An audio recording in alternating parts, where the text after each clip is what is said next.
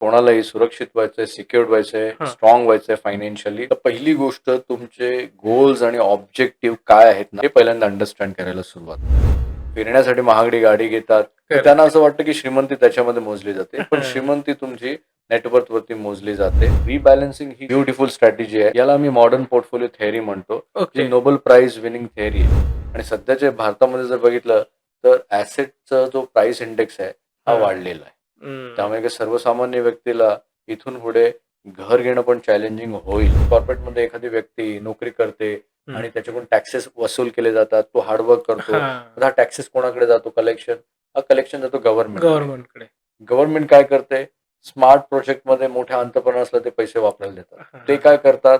त्या पैशावरती ते अजून वेल्थ क्रिएट करतात. वेल्थ क्रिएट करून ते परत गव्हर्नमेंटला त्यांचं प्रॉफिट शेअर करतात. हे ओके. 5 गोष्टी जर केल्या ना, तर डेफिनेटली कोणतीही व्यक्ती पुढच्या 10 ते 15 वर्षामध्ये ॲटलीस्ट मिनिमम 7 ते 8 कोटीचं नेटवर्क एकत्रित गोळा करू शकतो.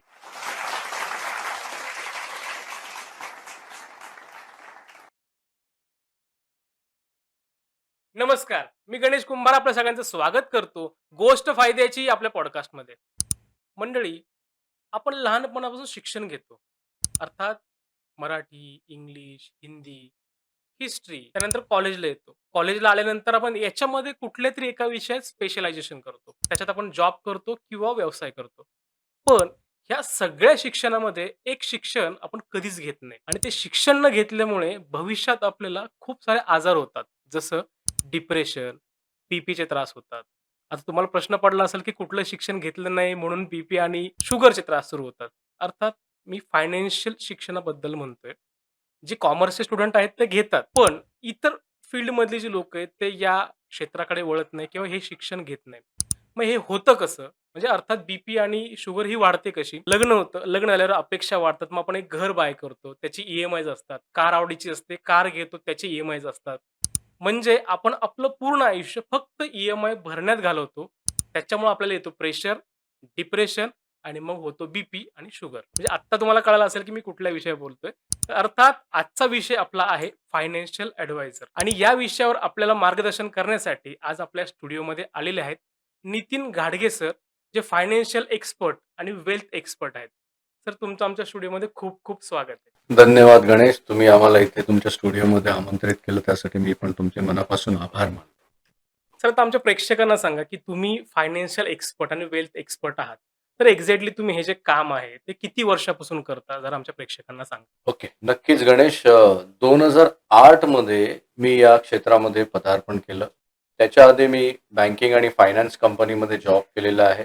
नॉर्मल ग्रॅज्युएशन नंतर एका सर्वसामान्य घरामध्ये आई-वडिलांची इच्छा असते, की आपण नोकरी करावी. तर हां. मी देखील नोकरी पत्करली आणि banking, finance, real estate, insurance company, stock broking कंपनीमध्ये एक्सपिरियन्स घेऊन फायनली मी मार्च 2008 मध्ये फायनान्शियल प्लॅनिंग या इंडस्ट्रीमध्ये जायचं डिसाईड केलं. ओके. आणि 2008 पासून आत्तापर्यंत ऑलमोस्ट मला वाटतं 17 वर्ष झाले. आज आपण 2025 मध्ये आहे. तर 17 वर्षापासून फायनान्शियल प्लॅनिंग आणि वेल्थ प्लॅनिंग प्रॅक्टिस आम्ही इंडियामध्ये करतो आहे.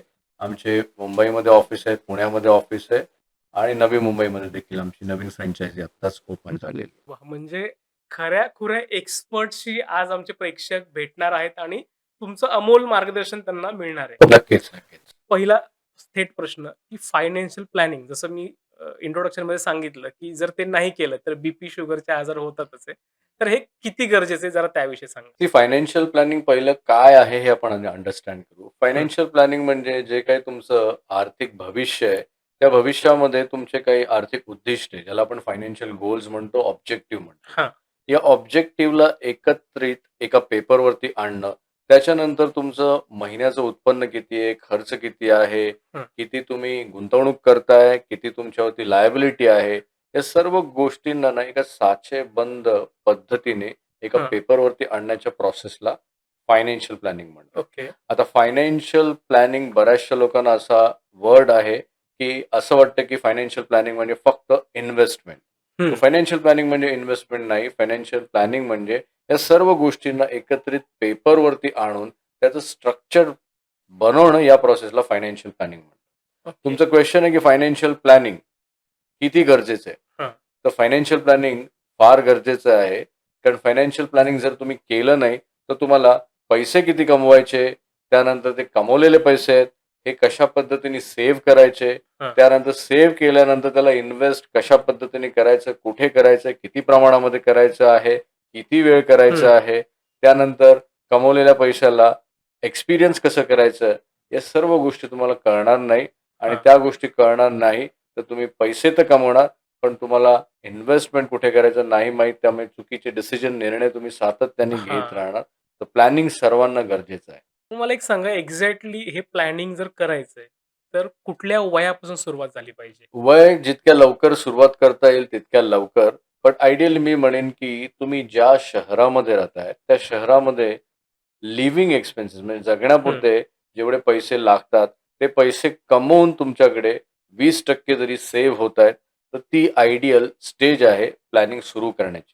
जर 25 वर्षाच्या एजमध्ये हां. तुमच्या ज्या गरजा आहेत, जनरली 25 वर्षाच्या एजमध्ये त्या व्यक्तीचं म्हणजे यंग एजमध्ये त्यांचं मेजर जो कल असतो, हा लाईफस्टाईलवरती खर्च करण्याचा असतो. हां. तो लाईफस्टाईलवरती खर्च करून किंवा लिव्हिंग एक्सपेन्सेसवरती खर्च करून जर तुमच्याकडे 20% सेव्ह होतायत, हं. देन मग प्लॅनिंग करणं योग्य राहील त्या वयामध्ये. पण ओके. आयडियली आम्ही जे बघतोय, की लोकांना 25 वर्षामध्ये हे रिअलायझेशन होत नाही, हां. 30 मध्ये होत नाही. 35व्या वर्षानंतर त्यांना रिअलाईज थोडं-थोडं व्हायला सुरुवात होतं. 40 पर्यंत त्यांचं उत्पन्न हं. चांगल्या ठिकाणी गेलेलं असतं. 40 मध्ये त्यांना त्यांच्या रिस्पॉन्सिबिलिटी किती मोठ्या आहेत ना, हे रिअलाईज व्हायला सुरुवात होतं. तर ओके. प्रत्येकाचं सुरुवात जी होते, हे रिअलायझेशनवरती होतं. ओके. काही जणांना रिअलायझेशन 25 मध्ये होतं, हां. काहींना 30 मध्ये होतं, 35 मध्ये होतं. पण जितक्या लवकर तुम्हाला हां. रिअलाईज होईल, ती स्टेज फार चांगली आहे प्लॅनिंग सुरू करण्याची. समजा काही लोकं याच्याकडे लक्ष देत नाहीत, की नाही करायचं मला फायनान्शियल प्लॅनिंग. मग अशा लोकांना जीवन जगताना काय अडथळ्यांचा सामना करावा लागतो? तो गणेश अशा लोकांना ना खूप अडथळे येणार ना लाईफमध्ये. कारण लाईफ तुम्ही जर बघितलं प्रत्येकाचं, तर चॅलेंजेस तर प्रत्येकाच्या लाईफमध्ये आहेत. पण हे हां. चॅलेंजेस वेगवेगळे चॅलेंजेस असतात. हं. ज्यावेळेस तुम्ही पैसे कमवता, त्यावेळेस ही पण गोष्ट आहे, की कमवलेला पैसा तुम्हाला दैनंदिन जीवनामध्ये लिव्हिंग एक्सपेन्सेस लागणार. हां. लिव्हिंग एक्सपेन्सेसमध्ये काय होतं, की तुम्हाला किती पैसे दर महिन्याला घर खर्चाला लागणार, याची क्लॅरिटी असणं गरजेचं आहे. बरोबर. त्यानंतर लिव्हिंग एक्सपेन्सेस सोडलं तर लाईफस्टाईल एक्सपेन्सेस आहेत. हं. त्यासाठी किती पैसे लागतील? तुमच्यावरती फायनान्शियल रिस्पॉन्सिबिलिटी किती आहेत? हे तुम्हाला हां. माहिती असेल, तर तुम्ही त्या रिस्पॉन्सिबिलिटीसाठी किती पैसे लागतील? जसं तुम्हाला मुलं आहेत, मुलांचं शिक्षण आहे, रेग्युलर हां. शिक्षणासाठी खर्च लागतो. त्यानंतर शिक्षणानंतर त्यांच्या हायर एज्युकेशनसाठी लागणार, हां. लग्नासाठी लागणार. तर या सर्व गोष्टींसाठी जर तुम्हाला आधीच प्रिपरेशन असेल, हां. तर तुम्हाला हे प्रिपरेशन केल्यानंतर फ्युचरची भीती नाही वाटत. ज्यावेळेस ओके. तुम्ही प्लॅनिंग नाही करत ना, हां. तर तुम्हाला प्रेझेंटची पण भीती वाटते हां. आणि फ्युचरची पण भीती वाटते. तर प्लॅनिंग करणं हे फार महत्वाचं आहे. बरेचसे लोकं प्लॅनिंग का नाही करत? कारण त्यांना तितकं अवेअरनेस नाहीये. हां. प्लॅनिंग करायला पाहिजे. सेकंड थिंग त्यांना नॉलेज नाहीये, की प्लॅनिंग कशा पद्धतीने केलं पाहिजे. हां. त्यामुळे ते काही चुकीच्या फायनान्शियल ॲडवायझरकडे जातात, जे थेट त्यांना प्लॅनिंग न करता इन्व्हेस्टमेंट करण्यासाठी स्पेसिफिक हां. प्रॉडक्ट सजेशन करतात. तर हे मस्ट आहे. विथआऊट स्ट्रक्चर तुम्ही इन्व्हेस्टमेंट करणं, टॅक्स सेव्हिंग करणं हे चुकीचं सल्ला राहील. समजा आपले जे प्रेक्षक आहेत, त्यांना आर्थिक दृष्टिकोनातून सुरक्षित व्हायचंय, राइट. तर यासाठी त्यांनी कुठल्या 5 स्टेप्स फॉलो केल्या पाहिजेत?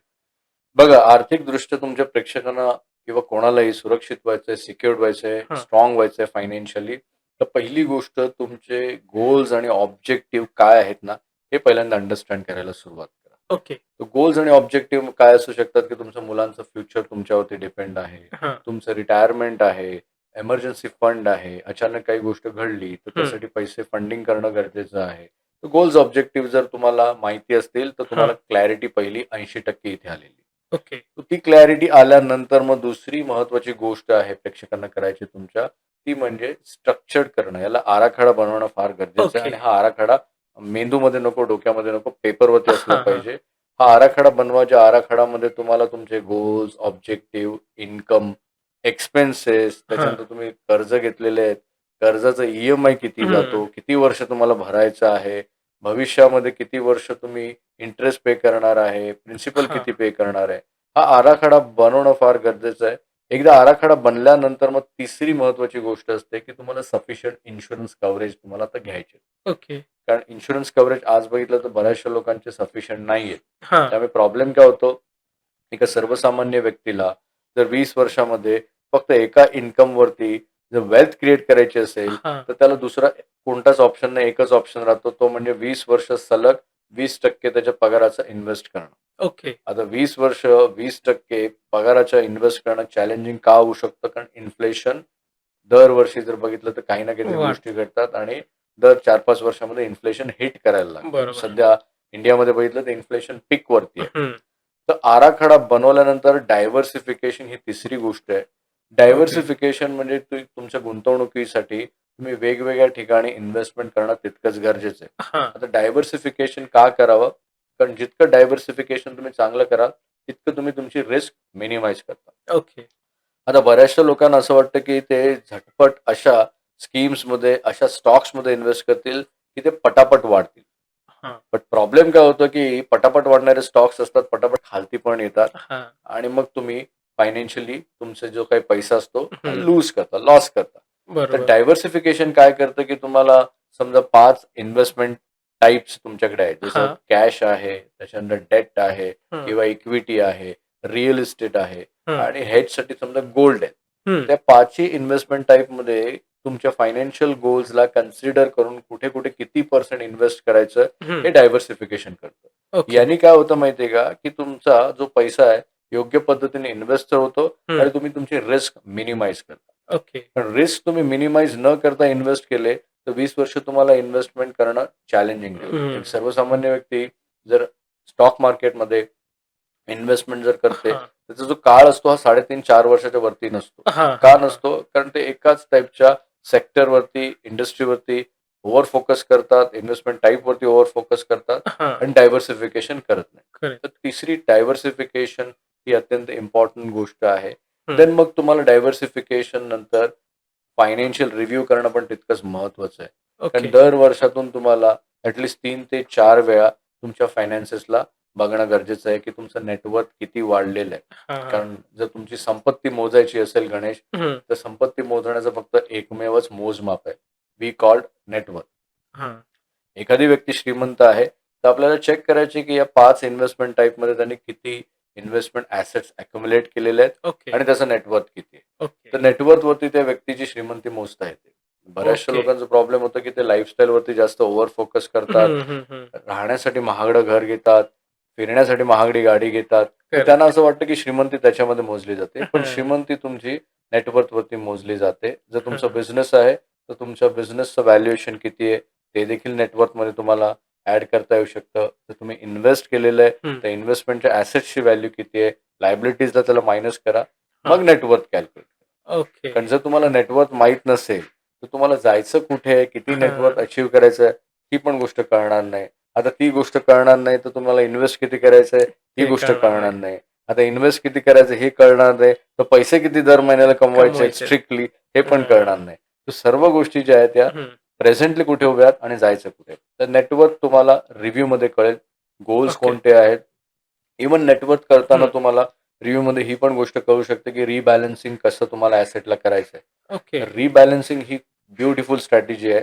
याला आम्ही मॉडर्न पोर्टफोलिओ थिअरी म्हणतो. जी okay. Nobel prize winning theory आहे. मी ओके. प्रेक्षकांना Google केल्यानंतर या थिअरीविषयी कळून जाईल, की ओके. ही नोबेल प्राइज विनिंग थिअरी आहे आणि जगभरामधले 1% वेल्दी हं. मिलेनियर, मल्टी मिलेनियर लोकांना या थिअरी मार्फत त्यांचं रिबॅलन्सिंग करतात. ओके. सर्वसामान्य व्यक्ती काय करते, अंडरस्टँड करत नाही आणि हां. ब्लाइंडली एकाच ॲसेट क्लासमध्ये कॉन्सन्ट्रेट करते. करेक्ट. रिव्ह्यू नंतर मग शेवटची गोष्ट आहे, या सर्व गोष्टींना योग्य पद्धतीने स्ट्रक्चर्ड करणारा एखादा एक्सपर्ट शोधा आणि त्या ओके. एक्सपर्ट सोबत तुम्ही रिव्ह्यू करा. जेणेकरून दरवर्षी तुमचे जे फायनान्सेस आहे, एका हं. एक्सपर्टला डेलिगेट करता येईल. या ओके. 5 गोष्टी जर केल्या ना, तर डेफिनेटली कोणतीही व्यक्ती पुढच्या 10 ते 15 वर्षामध्ये ॲटलीस्ट मिनिमम 7 ते 8 कोटीचं नेटवर्थ एकत्रित गोळा करू शकतो. तुम्ही आता रिबॅलन्सिंग बद्दल बोललात. तुम्ही आता म्हणालात, की Googleवर सर्च केलं तरी मिळेल. एक्झॅक्टली थोडक्यात सांगू शकता हे काय असतं आणि कसं वर्क करतं? ओके. रिबॅलन्सिंग म्हणजे की ज्या ॲसेट क्लासमध्ये तुम्ही इन्व्हेस्ट करताय, हां. तर सुरुवातीला काय होतं की तुमच्या गोल्स आणि ऑब्जेक्टिव्ह सेट झाल्यानंतर तुम्हाला इक्विटीमध्ये किती करायचंय, हां. रिअल इस्टेटमध्ये किती करायचं, हे प्रमाण आधीपासून प्री डिसाइडेड झालंय. ओके. एकदा हां. समजा तुम्ही इक्विटीमध्ये 50% करणार आहेत, रिअल इस्टेटमध्ये 20% करणार आहे, हां. तो हा तुमचा फिक्स्ड पर्सेंटेज झालाय. हां. ज्यावेळेस नेक्स्ट इयर तुम्ही तुमचा रिव्ह्यू करणार, तर कदाचित इक्विटी मार्केटने चांगलं आरओआय दिलंय आणि हां. तुमच्या पोर्टफोलिओ जो 50% इक्विटी अलोकेशन आहे, तो कदाचित 60% झाला. ओके. तर नेक्स्ट इयर ना तुमचं ओरिजिनल अलोकेशन काय 50%, हं, आता 60% झालंय. हं. रिबॅलन्सिंग म्हणजे इक्विटी तुम्हाला 10% सेल करायची आहे आणि पुन्हा डेटमध्ये यायचं. ओके. तर यांनी काय होतं, की तुमची रिस्क ना तुम्ही मिनिमाइज करता. हं, हं, हं. तुम्हाला फास्टेस्ट वेल्थ क्रिएट करायची असेल ना, तर तुम्हाला रिबॅलन्सिंग स्ट्रॅटेजीवरती ट्रस्ट ठेवणं गरजेचं आहे. ओके. आणि जर तुम्ही त्याला नाही केलं, तर all the time life time तुम्ही पैसे इन्व्हेस्ट करणार, पैसे बाहेर काढणार, परत इन्व्हेस्ट करणार. 20 ओके. वर्ष जर तुम्हाला फायनान्शियल मार्केटमध्ये $1,000,000 ची वेल्थ क्रिएट करायची आहे, तर ही गोष्ट अंडरस्टँड करा. मार्केटमधून तुम्हाला एक दिवस पण बाहेर नाही यायचं. ओके, पण ओके, सर्वसामान्य व्यक्ती 20 वर्षाच्या काळामध्ये कदाचित 20 वेळा पण बाहेर येते मार्केट. आणि ओके, म्हणून रिबॅलन्सिंग मस्ट स्ट्रॅटेजी आहे, जे कोणी करत नाही. ओके. प्रेक्षकांपैकी बरेचसे असे प्रेक्षक असतील, की त्यांच्याकडे स्ट्रक्चर्ड प्लॅन नसेल. हं, हं, हं. बरेचसे प्रेक्षक असतील स्ट्रक्चर्ड प्लॅन नसल्या कारणाने वेगवेगळ्या ॲसेट क्लासमध्ये डायव्हर्सिफिकेशन हं. करायचं हा पण प्लॅन नसेल आणि रिबॅलन्सिंग स्ट्रॅटेजी पण नसेल. So okay. रिबॅलन्सिंग म्हणजे तुमच्या ओरिजिनल ॲलोकेशन जो सेट केलाय, हं, त्या ओरिजिनल ॲलोकेशनला मेंटेन करणं, जेणेकरून तुमची रिस्क कमी होईल आणि हं. तुम्ही फास्ट तुमची वेल्थ क्रिएट करू शकता. कॉमन प्रश्न आहे, जो कॉमन ऑडियन्सला जाईल आणि बाकीच्या क्लासलाही जाईल. ओके. सगळ्यात महत्त्वाचं जसं लाईफस्टाईलचा आपण विचार करतो. बरोबर. तर लाईफस्टाईलच्या ह्याच्यात सगळ्यात प्रायोरिटी वाईज असतं ते आपलं घर. Yeah. आणि आपण होम लोन जे म्हणतो, तर त्याचं कॅल्क्युलेशन नीट होत नाही. त्याचं रिपेमेंट नीट नाही होत. त्याच्यामुळे बऱ्याचशा गोष्टी होतात. फायनान्शियली काय म्हणतो आपण त्याला गुंतागुंत होते. तर मग समजा एखादं घर बाय करायचं असेल, तर त्याचं एक्झॅक्टली प्लॅनिंग कधीपासून सुरू झालं पाहिजे आणि ते कसं असायला हवं? ते बघा, ज्यावेळेस तुम्ही गणेश घर घ्यायचं ठरवलेलं ना, हं. तर पहिली काही गोष्टींची ताळेबंद आराखडा बनवून घेणं पण फार गरजेचं आहे, की हां. जे काही तुमचं अॅन्युअल इन्कम आहे, हं. म्हणजे फॅमिली अॅन्युअल इन्कम असेल, हसबंड आणि वाईफ आजच्या जगामध्ये कॉर्पोरेट एक्झिक्युटिव्ह दोघंही कमवतात, हां. चांगलं इन्कम त्यांचं असतं. तर दोघंही मिळून जे काही वर्षाला कमवतायत ना, तर जे काही वर्षाला कमवतायत त्या इन्कमच्या 2.5x मॅक्स टू मॅक्स हां. 3x घराची कॉस्ट ज्यावेळेस तुम्ही विकत घ्यायला जाणार, ती असली पाहिजे. ओके. एक्झाम्पल ₹20,00,000 तुमचं दोघांचं फॅमिली इन्कम आहे हां, घरामध्ये. हां, 20,00,000 हसबंड आणि वाईफ वर्षाला कमवतायत. हां, तर त्याच्या 2.5x किंवा 3x जरी मॅक्सिमम पकडलं, तर ती हां. अमाउंट ₹60,00,000 होती. हो, हो. दॅट मीन्स ₹60,00,000 तुम्हाला घर घ्यायचं हे तुमचं बजेटेड होम हां. आहे. जर तुम्ही ते बजेटेड होम जे आहे याला स्ट्रेच केलं आणि हं. तुम्ही 5 पट किंवा 8 पट जर गेलात, तर प्रॉब्लेम काय होईल, की तुमच्याकडे पैसे उरणार नाही. हां. ईएमआय जास्त जाणार. करेक्ट. लिव्हिंग एक्सपेन्सेससाठी चॅलेंजेस होणार. हं. कारण इन्फ्लेशन वाढतंय. लाईफस्टाईलसाठी चॅलेंजेस होणार. हां. मुलांच्या शिक्षणासाठी चॅलेंज होणार. म्हणजे फक्त हा एक नियम मोडल्यानंतर ना प्रॉब्लेम होतो, की बऱ्याचशा लोकांना ना त्यांचे मेजर फायनान्शियल गोल अचीव्ह करता येत नाही. हां. तर घर घेण्याच्या आधी केव्हा घ्यायचंय, कधी घ्यायचंय हा नंतरचा पार्ट आहे. हां. कारण मी पण या मताचा आहे, की घर म्हणजे सेन्स ऑफ सिक्युरिटी. हां. रेंटवरती राहणं आणि स्वतःच्या घरामध्ये राहण्यामध्ये जो डिफरन्स आहे ना, तो करेक्ट. वेगळाच आहे. तो हां. सेन्स ऑफ सिक्युरिटी, बरं. सायकॉलॉजिकल आहे. हां. तर बरेचसे ॲडवायझर आज सोशल मीडियावरती सांगतात, रेंटवरती राहा, घर घेऊ नका. हां. सो एक सल्ला ना सगळ्यांना ॲप्लिकेबल नाही होत. Okay. Person to person vary होतो. हां. म्हणजे मी आज जर रेंटवरती राहत असेल आणि मी तुम्हाला देखील रेंटवरती राहा हा सल्ला देतोय, हां. तो हा डायरेक्ट सल्ला चुकीचा आहे. कारण ओके. कदाचित तुमच्या फॅमिलीमध्ये तुमचे लव्ह वन्स आहे, वाईफची इच्छा आहे, हां, की हां, हां. स्वतःचं घर असायला पाहिजे आणि त्यांचं सजवायला पाहिजे.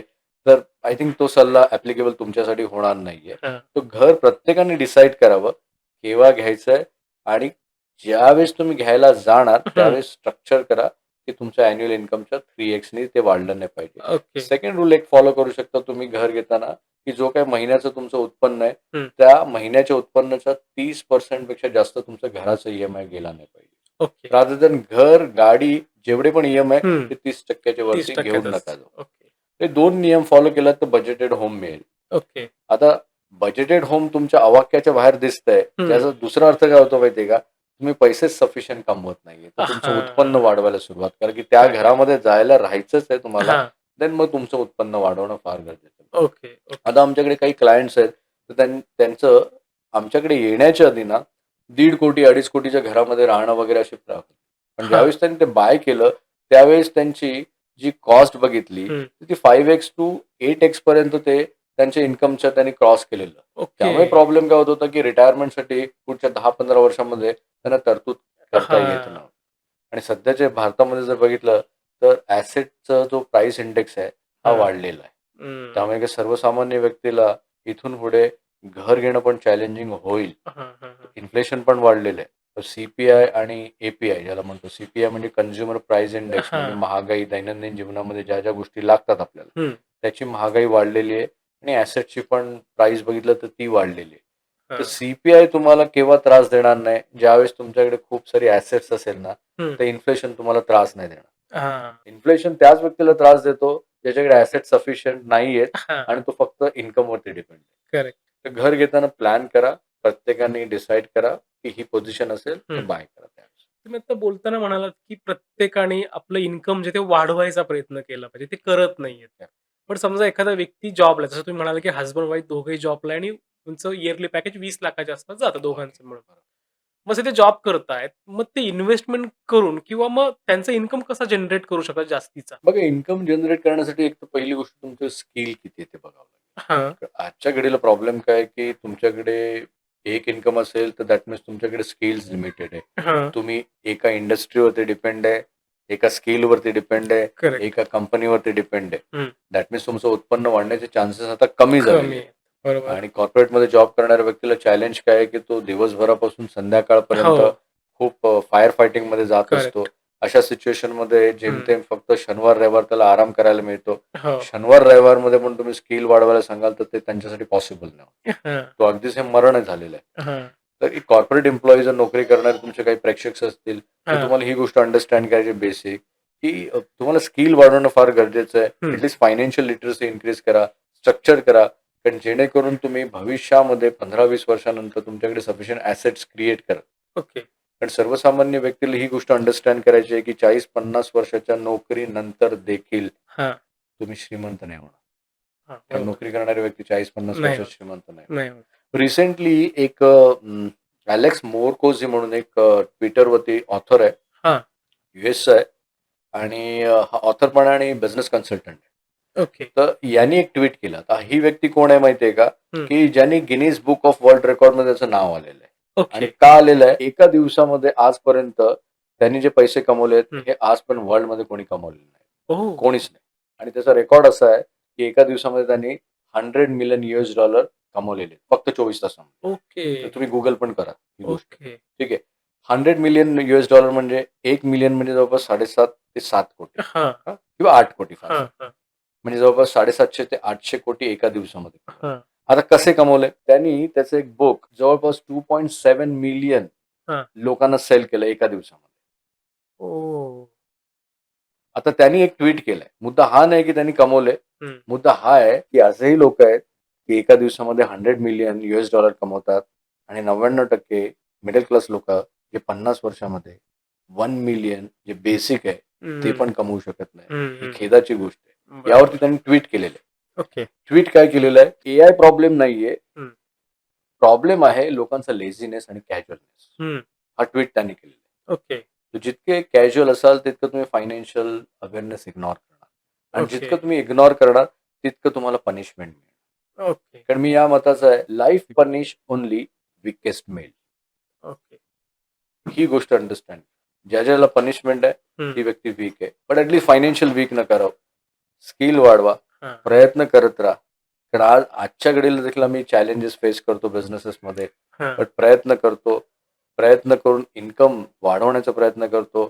सेव्ह करण्याचा प्रयत्न करतो. रेग्युलर इन्व्हेस्टमेंट करण्याचा प्रयत्न करतो. ही गोष्ट अंडरस्टँड करा की ऑकेजनली इन्व्हेस्ट करू. ओके. इन्व्हेस्टमेंट रेग्युलर करायला पाहिजे. ओके. दर महिन्याला करा, क्वार्टरली करा, इयरली करा, बट रेग्युलर.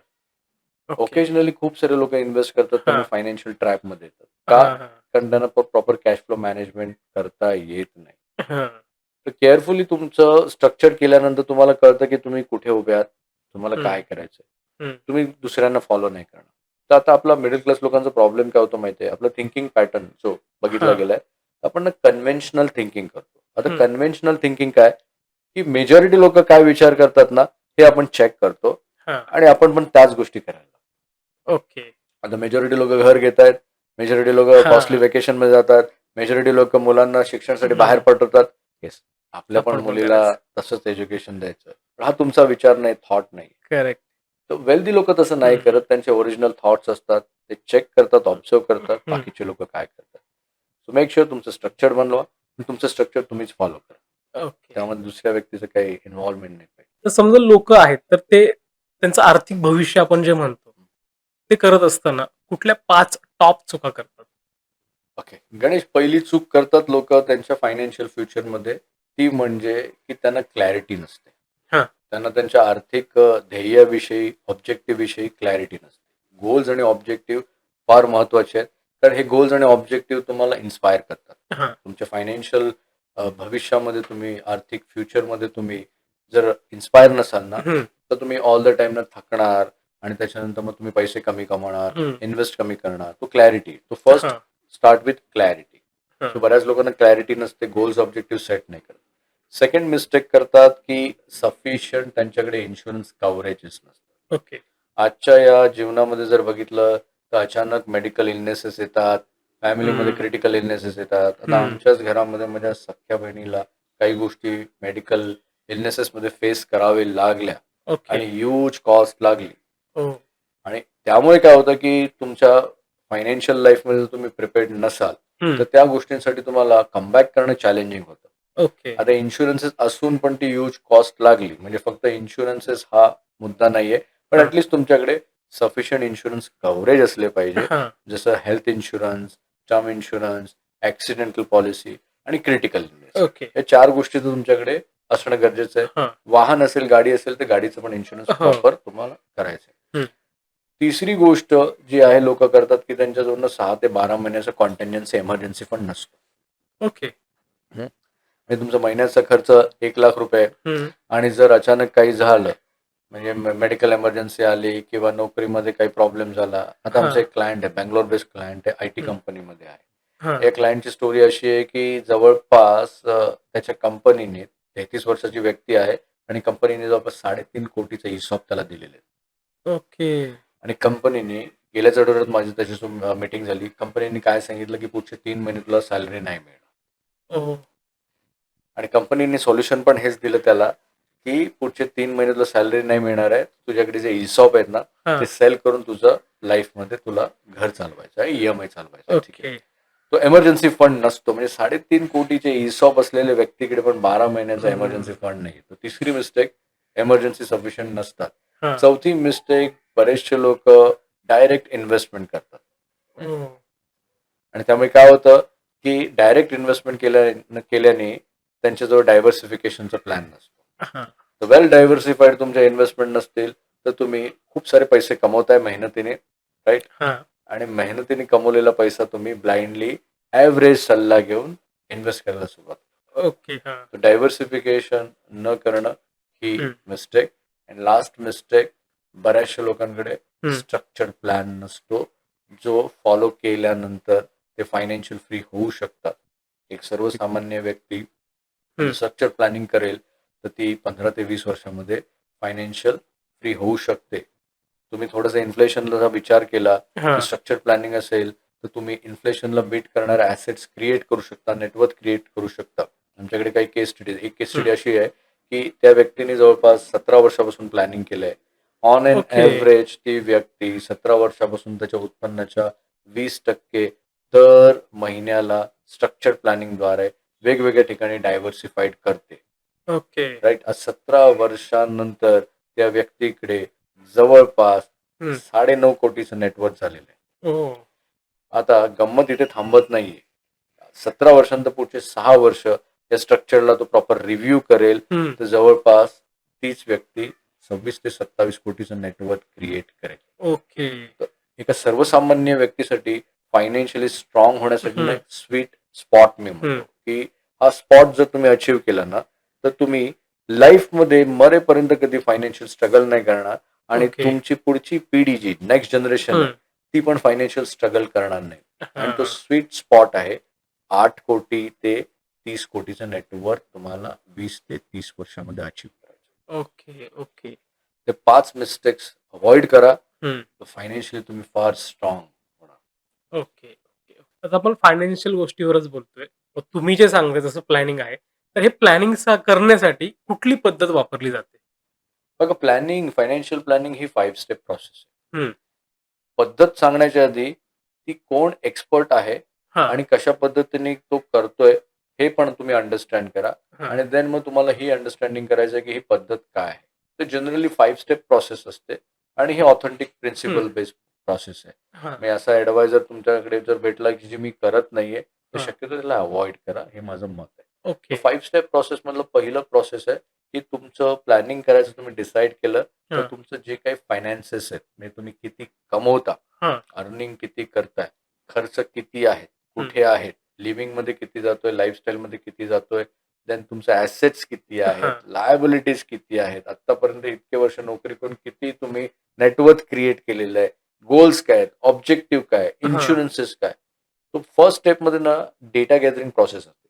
तर या डेटा गॅदरिंग प्रोसेसमध्ये हे जे काही मी आता डिस्कस केलं, हे सर्व एका मास्टर टूलमध्ये तो जो कोणी ॲडवायझर असेल, हां. त्याच्याकडे ते मास्टर टूल असणं गरजेचं आहे. ओके. त्या मास्टर टूलमध्ये हा डेटा त्यांनी कॅप्चर करावा. हां.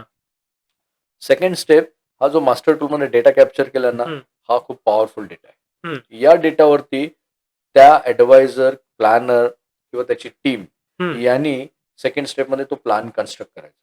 ओके. त्या प्लॅन कन्स्ट्रक्शनमध्ये त्याचं रिस्क मॅनेजमेंट, त्याचं इन्शुरन्स प्लॅनिंग, त्याचं डायव्हर्सिफिकेशन हं, प्लॅनिंग, त्याच्यानंतर त्याचं रिटायरमेंट प्लॅनिंग, हं. या सर्व गोष्टी ना काही स्ट्रॅटेजीज त्या प्लॅनमध्ये त्याला त्याच्या टीमनी आणि त्यांनी डिझाइन केलं पाहिजे. ओके. तर सेकंड स्टेप येतो की त्याचं प्लॅन कन्स्ट्रक्शन स्टेप. हां, थर्ड स्टेप येते की जो कन्स्ट्रक्ट केलेला प्लॅन ना, हां. त्या समोरच्या व्यक्तीला, म्हणजे तुमचे जे प्रेक्षक आहे, हं. त्याला तो शो करणं. ओके. 2 ते 3 तासामध्ये त्याला ते दाखवणं की बाबा गणेश, हं, लेट्स से तुम्ही आमचे क्लायंट आहेत. तर हं, गणेश, तुमचं इन्कम इतकं आहे, ॲसेट्स इतके आहेत, एक्सपेन्सेस इतके हं. आहेत, गोल्स इतके आहेत, ऑब्जेक्टिव्ह इतके आहेत. हां, आता तुमचं एज 45 आहे, हां, तर तुम्ही 60 ला रिटायर होणार. हां, तर आज तुमचा महिन्याचा ₹1,50,000 खर्च आहे, राइट? हां. आता 60 मध्ये तुम्ही काम नाही करणार, ॲक्टिव्हली हं. जास्त तुम्ही काम नाही करणार, पॅसिव्हली इन्कम जनरेट करावं लागेल. बरोबर. हां. 60 नंतर 90s पर्यंत तुमचं लाईफ एक्सपेक्टन्सी आहे. हं, म्हणजे ₹1,50,000 आयुष्य, त्याच्यात इन्फ्लेशन ॲड केलं, तर हं. 60व्या वर्षी गणेश तुम्हाला 6 कोटी लागतील. हे रिपोर्ट सांगतोय तुमचा, हां, हां, राइट? हां, तो हां. 6 कोटी अचीव्ह करण्यासाठी तुम्हाला आजपासून या गोष्टी करायच्या आहेत. हां. तो तिसरी स्टेप येते की जे काही तुमचं अस्तित्व आहे, हं, रिॲलिटी, हं. ही रिॲलिटी त्या प्लॅनमध्ये कळते. ओके. फायनान्शियली म्हणजे शाळेमध्ये रिपोर्ट कार्ड होतं. हां. तर रिपोर्ट कार्डमध्ये काय होतं की त्या विद्यार्थ्याचे जे काही सब्जेक्ट आहेत, हो. त्या सब्जेक्टमध्ये ते किती त्यांनी गुण मिळवलेले आहेत. करेक्ट. तर गुण मिळवलेत म्हणजे तो विद्यार्थी हुशार आहे की हुशार नाहीये. हं. म्हणजे आम्हाला आठवतं की आम्ही ॲव्हरेज विद्यार्थी होतो. हां, ॲव्हरेज म्हणजे आम्ही 40-50% मध्ये आम्ही कधी आमचं हे सोडलं नव्हतं. हां. तर आम्हाला जी वागणूक होती ना, ही पाठीमागच्या बेंचवरती बसणं, करेक्ट. तर ही वागणूक होती. हां. ठीक आहे, हे झालं academic question. Now I am coming on financial question. हं, रिॲलिटीमध्ये फायनान्शियल क्वेश्चन जर तुमचा कमी असेल, हं, तर होल वर्ल्डमध्ये ना तुम्हाला चुकीची वागणूक मिळते. हं. बरोबर. तो रिअलायझेशन होतं की तुमचा रिटायरमेंट प्लॅन काय आहे, मुलांच्या एज्युकेशनसाठी किती पैसे तुम्हाला जमवायचे आहेत. हं. तर हा थर्ड स्टेपमध्ये प्लॅन कन्स्ट्रक्शन झालेला आहे, तो प्रेझेंट करणं. ओके. फोर्थ स्टेज येते, जी आहे की ज्यामध्ये तुम्ही एक्झिक्युशन पार्टवरती येता. हं, आता सगळं काही प्लॅनमध्ये कळलेलं आहे हं, आणि तुम्हाला आता एक्झॅक्टली डायव्हर्सिफाईड करायचं आहे. तुमचं इन्शुरन्सेस बाय करायचे आहेत. हं. त्याच्यानंतर तुमचं डायव्हर्सिफिकेशन प्लॅनप्रमाणे इन्व्हेस्टमेंट स्ट्रॅटेजीज तुमच्या इम्प्लिमेंट करायचं आहे. हां. एन-पी-एस अकाउंट ओपन करायचं आहे. इन्व्हेस्टमेंट अकाउंट ओपन करायचं आहे. तो इम्प्लिमेंटेशन पार्ट येतो. हं. हा फोर्थ स्टेज. लास्ट स्टेज जी आहे ही review and rebalancing. Okay. Review and rebalancing म्हणजे की दरवर्षी तुमचं नेटवर्थ किती पर्सेंटने वाढलेलं आहे. हां. तुमचं नेटवर्थ दरवर्षी किती पर्सेंटने जर वाढतंय किंवा कमी होतंय हे जर तुम्हाला माहीत नसेल, हं, तर सर्व गोष्टी अंधारामध्ये चाललेल्या आहेत. हं, आणि तुम्ही अंधारामध्ये गोष्ट घेऊन चाललेल्या आहेत आणि अंधारामध्ये गोल सेट करता आणि तुम्ही गोळी मारताय. तर चॅलेंजिंग होती. तर हं. 5वी step review and rebalancing. Okay. ज्यामध्ये तुम्हाला कळतं की दरवर्षी तुम्ही किती ग्रो होताय हां, फायनान्शियली. हां, हां. कारण हे प्रत्येक व्यक्तीला अंडरस्टँड करणं फार गरजेचं आहे की तो फायनान्शियली किती ग्रो होतोय हं, आणि त्याला दुर्लक्ष करून चालणार नाही. कारण कालांतराने कंपाऊंडिंग काय होईल की जसं कंपाऊंडिंग बेनिफिट पण देतो, हं. तसं कंपाऊंडिंग ना निगेटिव्ह वेमध्ये पण डिस्ट्रॉय पण करतो. तर ओके. हे 5 स्टेपमध्ये तुम्हाला अंडरस्टँड करायचं, ज्याकडे जाताय, ज्याला तुम्ही फायनान्शियल ॲडवायझर म्हणताय, हं, प्लॅनर म्हणताय, जो कोणी आहे. हं, हं. मार्केटमध्ये खूप सारे फायनान्शियल ॲडवायझर आहेत. ज्याच्याकडे जाताय ना, त्याला फक्त अंडरस्टँड करा की 5 स्टेप प्रोसेस करतोय का? जर ओके. तुम्हाला प्लॅनिंग करायचं असेल तर. हो. पण प्लॅनिंग कोण करतं? की ज्याला कळलेलं आहे की त्याच्या लाईफमध्ये चॅलेंजेस काय हां. आणि कोण नाही करत, ज्याला माहीतच नाही चॅलेंजेस काय माझ्या काय? फायनान्शियल लाईफमध्ये आणि त्याला डायरेक्ट सोल्युशन पाहिजे. हां, हां, तर हां. खूप सारे 99% लोकं काय करतात, डायरेक्ट सोल्युशन द्या. करेक्ट. आता या पॉडकास्टमध्ये काही निगेटिव्ह लोकं पण इम्पॅक्ट हं. करतील की डायरेक्ट सोल्युशनवरती या, सोल्युशन कळलंच नाहीये. तर मी हां. म्हणेन की त्यांना चॅलेंजेस काही कळलं नाही. हां, तर हां. 5 स्टेप प्रोसेस फॉलो करा आणि त्याला रिव्ह्यू करा. 5 गोष्टी तुम्ही सातत्याने, एखादी व्यक्ती सर्वसामान्य हं, व्यक्ती खरंच श्रीमंत व्हायचं असेल ना, हं. तर 3 महत्त्वाच्या गोष्टी फॉलो करणं फार गरजेचं आहे. हां. नंबर 1, तुमच्याकडे स्ट्रक्चर प्लॅन असणं गरजेचं आहे. हां. नंबर 2, कन्सिस्टंट स्ट्रॅटेजी त्या स्ट्रक्चर प्लॅनमध्ये असणे गरजेचे आहे. हं. आणि नंबर 3, या दोन्ही गोष्टींना इम्प्लिमेंट करणारा एक फायनान्शियल एक्सपर्ट लागेल. ओके. 3 गोष्टी तुम्ही सतत केल्यात, आय टेल यू 20 वर्षामध्ये तुम्ही 40-50 कोटीचं नेटवर्क अचीव्ह करू शकता. हो. नोकरी करून पण, बिझनेस करून पण. ओके. पण बरेचसे लोक करत नाहीत. हं. प्रॉब्लेम तिन्ही गोष्टी ते सातत्याने करत नाही. तर ओके. 5 step process. आता तुम्ही जे एवढं छान सांगताय, पण आता आपले प्रेक्षक आहेत, तर त्यांना हा प्रश्न पडला असेल, की तुम्ही जे सांगताय ते सगळ्या वर्गासाठी लागू आहे का? बघा, फायनान्शियल प्लॅनिंग सगळ्यांसाठी लागू आहे. बट फायनान्शियल प्लॅनिंग सर्वांसाठी डिफरंट आहे. हां. कारण तुमचं फायनान्शियल लाईफ आणि तुमच्या मित्राचं फायनान्शियल लाईफ, तुमच्या नातेवाईकांचं फायनान्शियल लाईफ टोटली डिफरंट आहे. हं. त्यामुळे हा सल्ला जो आहे, प्रत्येकासाठी वेगवेगळा येऊ शकतो. डिपेंड करतो की त्याची नीड काय आहे, ऑब्जेक्टिव्ह काय आहे. Okay. Right. Say for example, आता एक एक्झाम्पल घेऊ की एखादी 45 इयर हं. ओल्डची जो सॉफ्टवेअर इंजिनियर, सॉफ्टवेअर डेव्हलपर आहे, हां. नोकरी करणारी व्यक्ती आहे, जी महिन्याला 2 ते 3 लाख रुपये कमवते. ठीक आहे. हां. तर याच्यासाठी सल्ला काय असेल, हा वेगळा असेल. हां. ज्याच्यावरती त्याची फॅमिली डिपेंड आहे, त्याला 2 मुलं आहेत, त्या 2 मुलांच्या शिक्षणाची तरतूद करायची आहे किंवा त्याच्यासोबत त्याचे आई-वडील, पेरेंट्स त्याच्यावरती फायनान्शियल डिपेंड आहे. हं. याच्यासाठी सल्ला वेगळा आहे. याच्यासाठी सल्ला काय असेल, की या 45 इयर एजचा जो सॉफ्टवेअर डेव्हलपर आहे, त्याला हां. सल्ला असेल, की त्याची इंडस्ट्री एक तर डायनामिक इंडस्ट्री आहे. हां. या इंडस्ट्रीमध्ये जर ग्लोबल क्रायसिस आलं, हं. तर कदाचित इन्कमवरती इम्पॅक्ट पडू शकेल. त्याला करेक्ट. सल्ला असेल, की लवकरात लवकर त्याला स्ट्रक्चर्ड प्लॅन बनवणं. हां. सल्ला असेल, की सफिशियंट इन्शुरन्सेस त्याच्याजवळ आहेत का? हं, कारण हं, त्याच्यावरती फॅमिली डिपेंड आहे आणि हं, होल फॅमिली जर 5-6 जणांची डिपेंड आहे आणि एका इन्कमवरती डिपेंड आहे, तर हं, त्या व्यक्तीला सल्ला असेल, की त्यांनी स्वतःचं प्रोटेक्शन प्रॉपर करणं, हं. सफिशियंट इन्शुरन्स कव्हरेज घेणं. जेणेकरून ओके. त्याला काही झालं, तर फॅमिली ट्रबलमध्ये नाही आले पाहिजे. हां, हां. त्यानंतर सल्ला असेल, की त्यांनी 6 ते 12 महिन्याचा इमर्जन्सी फंड क्रिएट करून घ्यावा. ओके. त्यानंतर सल्ला असेल, की स्वतःच्या स्किलवरती सातत्याने रेग्युलर काम करावं, हं. जेणेकरून त्याच्या इंडस्ट्रीमध्ये त्याला अपॉर्च्युनिटी मिळेल.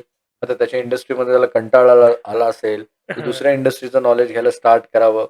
कारण तुम्ही कॉम्पिटंट होण्यासाठी तुम्हाला स्वतःला थोड्या वेळासाठी इनकॉम्पिटंट सिच्युएशनमध्ये घेऊन जावं लागतं. हां. जसं आता तुम्ही पॉडकास्ट सुरू केला. सुरुवातीला पहिला पॉडकास्ट केला असेल, तर इनकॉम्पिटंट सिच्युएशन झाली असेल, करेक्ट. हो. राइट? हां. पण तरी पण तुम्ही त्या सिच्युएशनमधून गेलात, सातत्याने हं. गेलात. आता तुम्ही कॉम्पिटंट झालेला आहात. ज्या पद्धतीने करेक्ट. तुम्ही क्वेशन्स विचारताय, ज्या हां. पद्धतीने तुम्ही तुमचे एक्सप्रेशन आहे, हां. कॉन्फिडन्स आहे, हा फर्स्ट पॉडकास्टमध्ये आहे तसं. हं. तर त्यांनी अपस्किल करावं, हा सल्ला असेल. ओके. त्याच्यानंतर त्यांनी त्याचं रिटायरमेंट, त्यांच्या मुलांचे गोल्स, हं, ऑब्जेक्टिव्ह हं. सेट करावं आणि त्या दृष्टीने डायव्हर्सिफिकेशन करून इन्व्हेस्टमेंट करावं. ओके. जेणेकरून नोकरी गेली, जॉब गेला, तर तो फायनान्शियल ट्रबलमध्ये नाही.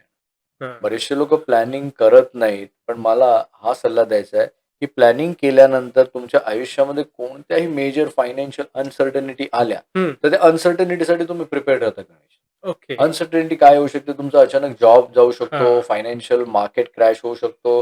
फायनान्शियल मार्केट क्रॅश होईल आणि तुमचा 80% ते 90% पैसा स्टॉक मार्केट, म्युच्युअल हां. फंडमध्ये इन्व्हेस्ट केलेला आहे, वेल डायव्हर्सिफाईड नाहीयेत. अशा हं. सिच्युएशन नंतर तुमचे ॲसेट श्रिंक होतात ना. बरोबर. हो. म्हणजे आमच्याकडे एक केस स्टडी आहे. आलेली केस स्टडी पुण्यामधूनच होती. हां. गृहस्थ बिझनेस करत होते, 47 वर्षाचे होते हां. आणि जवळपास 8.5 कोटी फायनान्शियल मार्केटमध्ये इक्विटी, डायरेक्ट स्टॉक्स आणि मॅनेज फंड म्हणजे म्युच्युअल हं, फंड थ्रू हं. त्यांनी इन्व्हेस्ट केलेले. ही सिच्युएशन जवळपास 1.5 वर्षापूर्वीची होती आणि इतकं हेवीली त्यांनी ओव्हर कॉन्सन्ट्रेट केलेलं आहे 6 ते 7 सेक्टर आणि इंडस्ट्रीमध्ये. हां. आता ते इंडस्ट्री काम नाही करत आहे गेल्या 1.5 वर्षापासून ओह! आणि त्यांची जी ॲसेट आहे जवळपास 30% श्रिंक झाली. ओह! तो प्लॅन असेल तर तुम्ही या श्रिंक 30% होताना ते वाचू शकता तुम्ही. कारण हां. डायव्हर्सिफिकेशन केलं असतं, तर ॲसेट श्रिंक नाही होणार ना. श्रिंक म्हणजे करेक्ट, कमी नाही होणार. करेक्ट, तुमचं करेक्ट. नेटवर्क दरवर्षी कुठल्याही सिच्युएशनमध्ये कमी नाही व्हायला पाहिजे. हां. होतंय कारण तुम्ही स्ट्रक्चर्ड नाहीये. करेक्ट. तर 45 एजसाठी हा सल्ला. हां. पण 68 मध्ये एखादी व्यक्ती आली 60व्या वर्षामध्ये जी हां, रिटायर झालेली आहे. जी हां. क्लास 1 ऑफिसर आहे, रिटायर झालेली आहे, त्याकडे सफिशियंट पैसे आहेत आणि हं. शेवटचे पैसे आहेत. हां. अशी केस स्टडी आलेली आहे आमच्याकडे, की त्या गृहस्थांकडे रिटायरमेंट नंतरचे जवळपास 2.5 कोटी आलेले. ओके. 2.5 कोटी आलेले, आता याला काय करायचं हा चॅलेंज आहे. हां. प्रायव्हेट जॉबमध्ये होते, पेन्शन वगैरे काहीच नव्हतं त्यांना. आता हं. उत्पन्न जनरेट करायचंय. हां. तर त्या 2.5 कोटीमध्ये त्या 60व्या वर्षीच्या व्यक्तीचं काय प्रायमरी ऑब्जेक्टिव्ह असतील, की त्याला दर महिन्याला पुढच्या महिन्यापासून इन्कम जनरेट करेक्ट. करायचं. हो. मग त्या पद्धतीने त्याचं डायव्हर्सिफिकेशन करणं, त्याला हं. बेसिक इन्शुरन्सेस घेणं, नसतील तर हं. किंवा असतील तर जास्त वाढवणं. हं. तर सल्ला हा सगळ्यांसाठी सारखा नसला पाहिजे. हं. प्रत्येक व्यक्तीचं फायनान्शियल लाईफ डिफरंट आहे. माझा सल्ला सगळ्यांसाठी ॲप्लिकेबल आहे, पण माझा सल्ला सगळ्यांसाठी सेम नाही. आता नॉर्मली तुम्ही जे म्हणलात, की ते गृहस्थ होते त्यांना रिटायरमेंट नंतर 2 कोटीच्या आसपास पैसे मिळाले. हं. तर आयडियली लोकांचं गणित असतं, की जर मला पेन्शन नाही, तर मी ते पैसे बँकेत ठेवतो, एफ-डी करतो थोडक्यात आणि त्याच्यावरती इंटरेस्ट घेतो. पण आपल्याला माहिती आहे, की बँकवाले तेवढा इंटरेस्ट देत नाहीत, जेवढं राइट, आपण हे आहे. राइट. तर मग अशा केसमध्ये कुठे इन्व्हेस्टमेंट केली पाहिजे, जेणेकरून सफिशियंट त्याला मंथली इन्कम जनरेट होईल? बघा, अशा सिच्युएशनमध्ये आता तुम्हाला काहीच फायनान्शियल लिटरसी नाहीये. तुम्ही हां. 60 वर्षाचे आहेत, तुम्हाला 2.5 कोटी मिळालेले आहेत हं, आणि तुमच्याकडे तसा ॲडवायझर पण नाहीये. हं. तर वुड रेकमेंड की सरळ ते पैसे 3-4 बँकेमध्ये एफ-डी म्हणून ठेवले तरी काही प्रॉब्लेम नाही. ओके. हे वर्स्ट टू वर्स्ट सिनेरिओमध्ये हां, आयडियली ठेवायला नाही पाहिजे. हां. ठीक आहे. तर प्रेक्षकांनी सल्ला चुकीचा घेऊ नये. हं, हे काहीच कळत नाहीये, ॲडवायझर हं. पण केपेबल नाहीये. कारण काही ॲडवायझर काय करतील, की 2.5 कोटी तुम्हाला वेगवेगळ्या ठिकाणी त्यांचा इंटरेस्ट जिकडे तिथे हो, इन्व्हेस्ट करायला देतील आणि करेक्ट. तुम्ही पैसे लूज करणार. हं. लूज करण्यापेक्षा ॲटलीस्ट प्रोटेक्ट तरी करा. हां, कारण या वयामध्ये ना प्रोटेक्शन फार महत्वाचं आहे, प्रिझर्वेशन हां. फार महत्वाचं आहे. कारण धिस इज लास्ट मनी ना. करेक्ट. आता गेलेला पैसा परत नाही येणार आहे. हं. तर मग सिच्युएशन अशी आहे, की काहीच नसेल तर 3-4 2 नॅशनलाइज बँक, 2 प्रायव्हेट चांगल्या बँकमध्ये पैसे तुमचे हां. ठेवा. काही पोस्टामध्ये ठेवा पैसे, सीनियर हं. सिटिझन स्कीममध्ये ठेवा. गव्हर्नमेंट सिक्युरिटीजमध्ये ठेवा, हां. जेणेकरून तुमचा पैसा सिक्युअर्ड राहील. आता जर तुमच्याकडे चांगला एक्सपर्ट असेल, चांगला हं, फायनान्शियल प्लॅनर असेल, हं. वेल नोन असेल, त्यांनी प्रॅक्टिस जवळपास 15-20 वर्षाची प्रॅक्टिस असेल, हां. तर ही व्यक्ती काय करेल 60व्या वर्षीच्या गृहस्थांचे, हं, त्याचे ॲलोकेशन प्रॉपर करेल, त्याला हं. वेगवेगळे डिफरंट बास्केट क्रिएट करून देईल, त्याला हं. उत्पन्न कितीचं हवंय. हां. आता 2.5 कोटीचे ॲसेट्स आहेत. मग त्याचं पहिल्यांदा काय करावं लागेल, त्याच्यावरती फायनान्शियल डिपेंड कोण आहे, हां. किती लोकं आहेत, दर महिन्याला पैशाची गरज किती हं. आहे. 60 ते 90 वर्षापर्यंत लाईफ एक्सपेक्टन्सी आहे. दर महिन्याला ₹1,00,000 त्यांना गरज आहे. हं. तर ते ₹1,00,000चं प्रोव्हिजन कशा पद्धतीने करायचं, डेट फंडमध्ये किती ठेवायचं, लिक्विड्समध्ये किती ओके. ठेवायचं, इक्विटीमध्ये किती ठेवायचं, हां. रिअल इस्टेटमध्ये किती ठेवायचं, इन्कम प्रोव्हिजन कुठून करायचं, या सर्व गोष्टींचं साचंबंद त्याला करून देणं ओके. गरजेचं आहे. हा स्ट्रक्चर ज्यावेळेस बनेल ना, हां. त्याच्यानंतर ती व्यक्ती डिसाईड करेल, की मी आता काय करायला पाहिजे. कारण स्ट्रक्चर त्यांना क्लॅरिटी देतो ना. हां. करेक्ट. मेजॉरिटी लोकं काय करतात, की इमिडिएट सोल्युशन पाहिजे, हं. स्ट्रक्चर न बनवता इन्व्हेस्टमेंट स्टार्ट हो, करतात. हो. तर सल्ला सगळ्यांसाठी वेगवेगळा आहे. पण प्रत्येक व्यक्तीने स्वतःचं फायनान्शियल नीड आणि हां. वॉन्ट्स ॲनालिसिस करावं. रिटायर पर्सननी हं. त्यांचे पैसे पहिलं प्रोटेक्ट. त्यांचं प्रायमरी ऑब्जेक्टिव्ह ग्रोथ नाही. हां. तर करेक्ट. बरेचसे रिटायर पर्सन मी बघतो आज स्टॉक हं. मार्केटमध्ये ब्लाइंडली इन्व्हेस्ट हो, करतायत. हो, हो, हो. इव्हन सोशल मीडियावरती पण जर खूप सारे असे ॲडवायझर्स येतात, हं. ते रिटायरमेंटवाले जे पैसे असतात ते त्यांच्याकडे इन्व्हेस्ट केलेले असतात. हो, हो. बरोबर आहे. एक पुण्यामधलीच केस स्टडी होती, की हं. चक्क $2.25 कोटी ट्रेडिंग आणि फ्युचर अँड ऑप्शन्समध्ये त्या व्यक्तीने त्याचा रिटायरमेंटचा पैसा इन्व्हेस्ट केला ओह! आणि कंप्लीटली स्पेक्युलेशन करत होती. दर महिन्याला ओके. ₹40,000-50,000 त्यांना इन्कम मिळतंय. हे हं. स्पेक्युलेशन. तर स्पेक्युलेशन म्हणजे इन्व्हेस्टिंग नाहीये. हं, हं, हं. स्पेक्युलेशन म्हणजे की तुमच्या भविष्यामध्ये एवढी ग्रोथ होईल या प्रिडिक्शनने तुम्ही तुमच्या पैशाला डाववरती लावलं. हां. इन्व्हेस्टिंग म्हणजे तुम्ही गोल्स, ऑब्जेक्टिव्ह सेट करून या गोष्टी केलेल्या आहेत. हं. Both are different thing. इन्व्हेस्टिंगमध्ये प्रॉब्लेम काय होतो, स्पेक्युलेशनमध्ये प्रॉब्लेम हं. काय होतो, की तुम्ही ऑल द टाईम ना मार्केट वॉच करत असता, हं. मार्केट बेस्ड इन्व्हेस्टमेंट करता. करेक्ट. इन्व्हेस्टिंगमध्ये काय करता तुम्ही प्लॅनिंग बेस्ड इन्व्हेस्टिंग करता. हं. तुम्हाला माहिती असतं तुम्ही किती रिस्क घेतलेली आहे, का घेतलेली आहे आणि बरोबर. रिस्कचा इम्पॅक्ट काय होईल, काय नाही होणार. तुमचे पैसे हं. प्रोटेक्ट होतात. करेक्ट. तर 60 मधल्या एजमधल्या व्यक्तीने मी पहिलं म्हणेन, की तुमच्या शहरामध्ये एक एक्सपर्ट प्लॅनर ज्याचा 15 वर्षाचा जरी हां, एक्सपिरियन्स असेल ना, हां. पहिलं त्याला जा, त्याला भेटा, त्याच्यासोबत कन्सल्ट करा. हं. जर त्यांनी तुम्हाला काही स्ट्रक्चर दिलं, तर हं. ते स्ट्रक्चर बघा. त्या स्ट्रक्चरला तुम्हाला अंडरस्टँड होत आहे, हं. देन मग त्याच्यासोबत टप्प्याटप्प्याने जा. Directly okay. तुम्ही 2.5 कोटी घेऊन कोणाकडे गेलात आणि मला 2.5 कोटी इन्व्हेस्ट हं. करायचं आहे, तर चॅलेंज न करता बरेचसे ॲडवायझर तुम्हाला फ्रीमध्ये सल्ले पण देतील हो, हो. And you will lose your money literally. हं. तर सिनियर सिटीजननी ते करू नये, कळकळीची विनंती आहे. आणि एक डेटा आणि रिसर्च पण सांगते, की आजही भारतामध्ये जवळपास 98% हं. जे रिटायर झालेले सिनियर सिटीझन आहेत, हं. यांच्याकडे ॲव्हरेज 50 ते 60 लाख रुपये पण रिटायरमेंट नाही. ओके. शोकांतिक आहे. ओके. ओके. राइट. तो 2 पद्धतीचे लोकं असतात. एक फायनान्शियल वाईज, एक हां. Financial stupid. हं. तर फायनान्शियल वाईज लोकं कोण असतात? जे त्यांच्या आयुष्यामध्ये स्ट्रक्चर प्लॅनिंग करतात, हं. सफिशियंट वेल्थ क्रिएट करतात हां. आणि त्यांची तीव्र इच्छा असते, की त्यांच्या मुलांनी ना, ते जिकडे संपवतील ना, हं. तिथून स्टार्ट करायला पाहिजे. हां. करेक्ट आहे. फायनान्शियल स्टुपिड कोण असतात? होल लाईफ ते मिस्टेक करतात, हं. स्पेक्युलेशन करतात आणि त्यांची नेक्स्ट जनरेशन आहे ना, त्यांनी पाठीमागे जिथून सुरुवात केली ना, तिथून तिथून नेक्स्ट सुरुवात जनरेशनला करा. सुरुवात करेक्ट. करायला लागतात. हं. स्ट्रक्चर प्लॅनिंग असेल ना, तर तुम्ही फायनान्शियल वाईज होता आणि हं. तुमची मुलं तुम्ही जिथे सोडाल ना, तिथून तिथून पुढे. सुरुवात करतात आणि हे हं. मस्ट आहे आज इंडियामध्ये. करेक्ट. तुम्ही आत्ता म्हणालात, की काही लोकं जसं सीनियर सिटिझन आहेत, त्यांचे पैसे गुंतवतात आणि खूप सारे आता सध्या केसेस पण चालू आहेत, की शेअर मार्केटमध्ये पैसे लावले, महिन्याला 12% 15% ने रिटर्न्स मिळतायत. असे स्टार्टिंगला मिळतात पैसे आणि नंतर अचानक ब्लॉक होतं आणि नंतरनं पैसे येणं बंद होतं आणि मग सांगितलं शेअर मार्केट हं, डाऊन झालंय म्हणून मग पैसे येत नाहीयेत. हं. अशा गोष्टी होतायत. मग हे जे फेक इन्व्हेस्टर्स आहेत किंवा फेक प्लॅन्स आहेत, तर हे सर्वसामान्यांनी किंवा ज्यांना इन्व्हेस्ट करायचं त्यांनी ते कसे ओळखले पाहिजेत? पहिली गोष्ट बघा तुमचं इंटेन्शन तुम्ही काय आहे, की हं. झटपट पैसा तुम्हाला ग्रो करायचं हे हां. इंटेन्शन आहे, तर ते इंटेन्शन पहिलं चूक आहे. ओके. जर तुम्हाला तुमचं इंटेन्शन माहीत नाहीये, तर फेक लोकं तुम्हाला मार्केटमध्ये भरपूर आहे. ओके. ते तुम्हाला अट्रॅक्ट करतील. हां. तुमचं इंटेन्शन तुमचा पैसा प्रोटेक्ट करणं हं. आहे. तुमचं इंटेन्शन तुम्हाला स्ट्रक्चर करणं आहे. योग्य पद्धतीने डायव्हर्सिफिकेशन करायचं हं. आहे. देन मग तुम्हाला चांगले लोकं पण आहेत. नाही ओके. असं नाहीये. हां. बट फर्स्ट थिंग आहे तुम्हाला तुमचं इंटेन्शन बघायचं, की या पैशाचं तुम्हाला काय करायचंय. म्हणजे हं. सीनियर सिटिझन असाल, शेवटचा पैसा असेल, तर अशा एक्सपर्टकडे जा, की तो तुम्हाला तुमच्या भाषेमध्ये तुमच्या पैशाला प्रोटेक्ट कसं करायचंय, हां. तुमच्या भाषेमध्ये तो पैशाला तुम्हाला स्मार्टली इन्व्हेस्ट कसं करायचंय, तुमच्या भाषेमध्ये हा पैसा तुम्ही एन्जॉय करून नेक्स्ट जनरेशनला कसं द्यायचंय, हे हं. जर सांगतोय आणि ते तुम्हाला स्ट्रक्चर जर करून देतोय, देन मग त्याच्यासोबत जाणं फार गरजेचं आहे. ओके. ओके. अदरवाईज तुम्ही फेक हे चालू राहणार आहे. आज हां. बरोबर. इंडियामध्ये जर तुम्ही बघितलं गणेश, तर गेल्या 5 वर्षामध्ये 5.5 ट्रिलियन मिडल क्लास लोकांची वेल्दी लोकांकडे ट्रान्सफर झाली. हं. का? Just because of lack of financial literacy. त्यामुळे हां, लोकं हां, हां. पैसे त्यांचे ऑल द टाईम लूज करतात. आपल्याकडे मला सांगा 365 दिवसामध्ये इन्व्हेस्टिंग आणि बिझनेसमध्ये घरामध्ये कधी बोललं जातं? नाही. So there are no business नाही, स्किल, नाही. There are no investment skill. नाहीच. आणि स्कूल एज्युकेशन सिस्टममध्ये, युनिव्हर्सिटीमध्ये हे करिक्युलममध्ये नाहीये. नाहीये. हो, रिस्क हो. मॅनेजमेंट, डायव्हर्सिफिकेशन नाहीये. आयडियली हे स्कूल, कॉलेजमध्ये असायला असायला हवं. पाहिजे, कॉर्पोरेटमध्ये असायला पाहिजे, जे नाहीये. आणि का हं. नाहीये? जाणून-बुजून नाही ठेवलेलं आहे.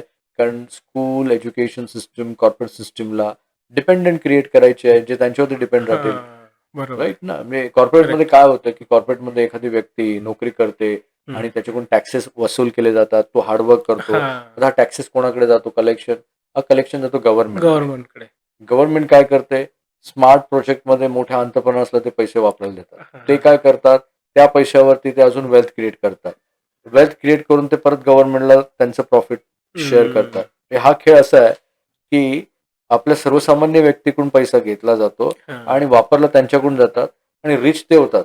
आपण रिच नाही होत कारण आपण वायझर नाहीये. आपण हां. फायनान्शियल लिटरसी आपण फॉलो नाही करत. हं, हं, हं. इव्हन तुम्ही कॉर्पोरेटमध्ये जर तुमचं त्यांचं profit and loss account statement बघितली, बॅलन्स शीट बघितली, तर हां. त्याच्यामध्ये जे एम्प्लॉयी असतात ना, ते ॲसेट पार्टमध्ये नाही आहेत, लायबिलिटी पार्टमध्ये त्यांना टाकली जातात. ओके. म्हणजे एम्प्लॉयी नोकरी करणारी लायबिलिटी पार्टमध्ये.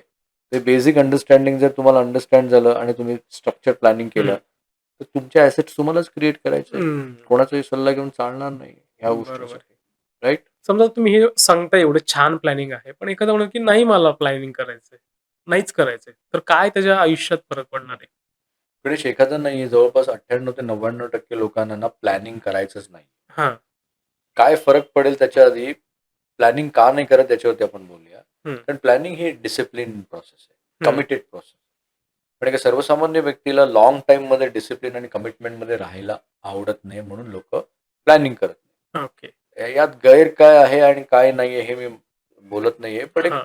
ब्रेनचं माइंडची ती तशी रचना केलेली आहे, की लाँग टाईममध्ये आपण डिसिप्लिन आणि कमिटेड राहणं शक्यतो अव्हॉइड करतो. मी ब्रेनच ओके. अलाऊ नाही करत. हां, ठीक आहे. हां. म्हणून लोकं प्लॅनिंग नाही करत. हं, सायकॉलॉजिकल.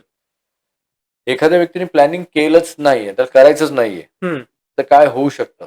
तर याला ना मी काय करेन एक उदाहरण देईन, की साधारण ना कोविडच्या दरम्यानची एक हं. गोष्ट आहे, की आमच्याकडे कन्सल्टेशनसाठी एक व्यक्ती आलेली. हां. मोठ्या कंपनीमध्ये एम-एन-सीमध्ये चांगल्या हुद्द्यावरती होती. सॉफ्टवेअर इंजिनिअर होता आणि चांगल्या हुद्द्यावरती होता. हं. त्याचा महिन्याचा जो पगार होता ना, जवळपास त्यावेळेस म्हणजे ही गोष्ट मी तुम्हाला 2000 अ, अ, अ, अ, मला वाटतं कोविड 2020 मध्ये आलेला 19 पासून आणि चालू झालेलं. हां. साधारण 2018 मध्ये ही व्यक्ती आमच्याकडे हं, आलेली. 2018च्या आसपासची ही स्टोरी आहे. ही हं. मार्च 2018 मधली स्टोरी आहे. तर 2018 मध्ये त्यांनी प्लॅनिंग करायला पाहिजे की नाही यासाठी आमचं कन्सल्टेशन घेतलेलं. देन ही ओके, डिसाईड की मला प्लॅनिंग नाही करायचंय. जसं आहे तसं चाललंय. ओके. आता त्याचं लाईफ असं होतं, की ₹3.25 लाख महिन्याला तो त्यावेळेस अर्न करत होता. ओह! हसबंड आणि वाईफ दोघंही मिळून. हां. वाईफला एवढा पगार नव्हता, पण त्याचा पगार हं, जास्त होता आणि हं, हा टॉप पोझिशनमध्ये होता. कोविड आल्यानंतर हं. त्याची सिच्युएशन अशी झाली, कारण कोविडच्या दरम्यान म्हणजे ज्यावेळेस तो आमच्याकडे आला, त्यावेळेस गोष्ट अशी होती, की त्याने महागडं घर घेतलेलं. त्याचा ई-एम-आय चालू ओहो! होता. महागडी गाडी त्याच्याकडे होती. पण पगार चांगला असल्याकारणाने तो एक वेगळ्या ओव्हर कॉन्फिडंट बायसमध्ये जगत होता हां, आणि सर्व महागड्या गोष्टी लाईफस्टाईलवरती त्यांनी स्पेंड केलेल्या. हां. त्यामुळे जेमतेम त्याकडे इन्व्हेस्टमेंटसाठी उरत नव्हते. त्याकडे अर्धा महिना जगण्यासाठी पण पैसे नव्हते, एवढी इमर्जन्सी नव्हती. ही सिच्युएशन होती. ओके. कोविडमध्ये काय झालं, त्याच्या कंपनीने डिसाईड केलं, हं. की टॉप पोझिशनमधले 20% पोझिशन कट डाउन करायच्या ओह! आणि त्या 20% मध्ये या साहेबांचं पण नाव होतं. ओके. आणि या साहेबांचा जॉब गेला. जॉब गेल्यानंतर 1.5 महिने पण त्याला जगता येत नव्हतं. दुसरा हं, जॉब लागत नव्हता. ई-एम-आय मोठं चालू होतं. ई-एम-आयसाठी पैसे नव्हते आणि हं. 3 महिन्यामध्ये साधारण त्यांचा सिबिल जर बघितला, तर तो पण आता डाउन व्हायला लागला. ई-एम-आयचं बर्डन आलं. ॲसेट हं. सेल करण्यासाठी नव्हतं. लिक्विडिटी नव्हतं. ओह! घर, गाडी याच्यात सगळे पैसे गेलेले. फायनली काय आलं, वाईफची ज्वेलरी जी होती ही त्याला गहाण ठेवावी लागली. ओह! राइट? मग ती घाण ठेवावी लागली. मग ती घाण ठेवल्यानंतर पण त्याचं पण जे प्रोव्हिजन आहे ते हं, पण करता येत नव्हतं. 8 महिन्यांनी तब्बल त्यांना नोकरी लागली. पण हं, त्याच्यानंतर 8 महिन्यांनी परत हं. घर घेण्यासाठी त्यांना जे तरतूद करायची होती, ती तरतूद करता नाही आली. कारण सिबिल त्यांचं खराब झालेलं. अ, तर एखाद्या व्यक्तीने चांगलं उत्पन्न कमवून हं. प्लॅनिंग नाही केलं, तर ही सिच्युएशन होऊ शकते आणि अशा खूप साऱ्या अ, केसेस आहेत. ओके. तर त्यामुळे प्लॅनिंग मस्ट आहे. हे काही म्हणतो ना, की चॉईस नाहीये, की तुम्हाला हां, करायचं की नाही करायचंय. नाही केलं तर खूप मोठी शिक्षा मिळेल हां, हां, एवढंच मला म्हणायचंय. हां. अप टू यू करायचं की नाही डिसिजन तुमचं. ओके. पण मला असं वाटतं करायलाच पाहिजे जर तुम्हाला फायनान्शियल क्रायसिसमध्ये अडकायचं नसेल तर. Yes definitely. ओके. समजा आता काही लोकं आहेत जे तुमच्याकडे येतात, की ज्यांना फायनान्शियल एक्सपर्टकडून त्यांनाच फायनान्शियल मॅनेजमेंट करून घ्यायचं असतं. मग ज्यावेळेस अशी लोकं तुमच्याकडे येतात आणि ज्यांचं एव्हरेज इन्कम होतं, पण आज ते खूप छान त्यांचं फायनान्शियल प्लॅनिंग आहे आणि ग्रोथ खूप चांगली झाली आहे. असं जरा एखादं उदाहरण सांगा ना? एक उदाहरण सांगतो. साधारण 2009 मध्ये माझ्याकडे हं, केस आली. ठीक आहे. एका मोठ्या फॉरेन बँकेमध्ये ही व्यक्ती जॉबला होती. चांगल्या हुद्द्यावरती होती हं, आणि ती प्लॅनिंगसाठी आमच्याजवळ आली. तो प्लॅनिंगसाठी आल्यानंतर त्या व्यक्तीला कंप्लीट जे आम्ही टोटल 2 ते 3 कन्सल्टेशन मीटिंग झाल्या. हं. त्यामध्ये त्याला तो कॉन्फिडन्स आला, की येस प्लॅनिंग करायला पाहिजे. पण ओके. प्लॅनिंगच्या आधी त्या व्यक्तीचं काय होत होतं, की त्याचा पण पगार खूप चांगला होता आणि त्या हं, पगाराचा तो काय करत होता, त्याचा सेव्हिंग रेशिओ चांगला होता. हं. वायफळ खर्च न करणारा होता. ओके, त्यामुळे तो सेव्ह चांगलं करायचा आणि ब्लाइंडली तो इन्व्हेस्टमेंट करत होता. म्हणजे खूप ओके. साऱ्या इन्शुरन्स पॉलिसीज त्याच्याकडे होत्या. हं, एंडॉवमेंट पॉलिसीज ज्याच्यामध्ये परतावा 4% चा परतावा पण मॅच्युरिटीला मिळत नाही. अशा हं. पॉलिसीजमध्ये लाखो रुपये तो प्रीमियम भरत होता. ओके. अनस्ट्रक्चर्ड म्युच्युअल फंडमध्ये त्यांनी इन्व्हेस्टमेंट केलेले. हं. बऱ्याचशा एफ-डीज होत्या. खूप काही गोष्टी त्यांनी केलेल्या ओके, प्लॅनिंग करण्याच्या आधी. ओके. ज्यावेळेस आम्ही त्याच्यासोबत कन्सल्टेशन केलं तर आढळलं की त्याने खूप त्याच्या फायनान्शियल डिसिजनना अनप्लॅन्ड घेतलेले आहेत. ओके. देन आम्ही डिस्कस केलं की आपण स्ट्रक्चर केल्यावरती आपल्याला हं, कळेल की काय पद्धतीने कसं करायचंय. हं, स्लोली ग्रॅज्युअली आम्ही त्याचं स्ट्रक्चर डिझाइन केलं आणि आधीच्या ज्या गोष्टी होत्या या हं. रिबॅलन्सिंग हळू करायला सुरुवात केल्या. ओके. कारण आधी खूप काही गोष्टी तळागाळाला होत्या. ते हं. अचानक तोडणं इतकं पॉसिबल नाही, कारण टॅक्स त्याला बर्डन येऊ शकतो. स्लोली बरोबर. ग्रॅज्युअली आम्ही त्याच्यासोबत काम करून करून साधारण तब्बल 2-1 वर्ष आम्हाला लागली रिस्ट्रक्चरिंग करायला. ओके. आणि 2 वर्षांचं रिस्ट्रक्चरिंग केल्यानंतर ती व्यक्ती त्याचा फायनान्शियल रिव्ह्यू आजतागायत 2025 मध्ये रेग्युलर करते. त्या व्यक्तीचं नेटवर्क 2025 मध्ये जवळपास 15 कोटीच्या आसपास ओह! पोहोचलेलं आहे. ओके. इतकंच नाही, त्या व्यक्तीचं वय 51 वर्ष आहे. ओके. इथून पुढे तो 30 वर्ष त्याचं 15 कोटी एन्जॉय देखील करेल. तरी हं. नेक्स्ट जनरेशनला 150 कोटीची लिगसी तो सोडून जाईल. Okay, okay. आणि लिगसी तीच व्यक्ती मुलांसाठी बनवते. ती व्यक्ती मगाशी म्हणालो ना, फायनान्शियल वायझर आहे, ती वायझर असते. हुशार आहे ती व्यक्ती. करेक्ट. तर ही केस स्टडी एक अशी केस स्टडी आहे, की जी इमिजिएट माझ्या डोक्यामध्ये आली हां. आणि मला ती शेअर करण्याची इच्छा झाली.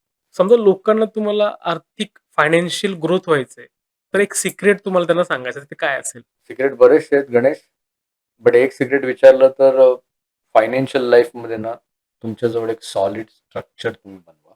हं. जे स्ट्रक्चर तुम्हाला क्लॅरिटी देईल. ओके. कारण ज्यावेळेस तुमच्याकडे स्ट्रक्चर्ड असेल आणि तो पेपरवरती स्ट्रक्चर्ड असेल, हं. स्ट्रक्चर प्लॅन त्याला म्हणू शकता. तो पेपरवरती ज्यावेळेस येईल ना, तर तुम्हाला एक्स्ट्रीम लेव्हलची क्लॅरिटी येईल. ओके. आणि ज्यावेळेस तुम्हाला क्लॅरिटी येईल ना, तर बाकी सर्व गोष्टी ऑटोमॅटिक यायला लागतील. हं, कारण हं, क्लॅरिटी तुम्हाला पॉवर देईल. हं, त्या क्लॅरिटी सोबत तुमची कमिटमेंट बाहेर येईल. त्या हं. क्लॅरिटी सोबत तुमचं डिसिप्लिन बाहेर येईल. त्या क्लॅरिटी सोबत तुमच्या इन्व्हेस्टमेंटमध्ये कन्सिस्टन्सी बाहेर येईल. हां. रिव्ह्यूमध्ये कन्सिस्टन्सी बाहेर येईल.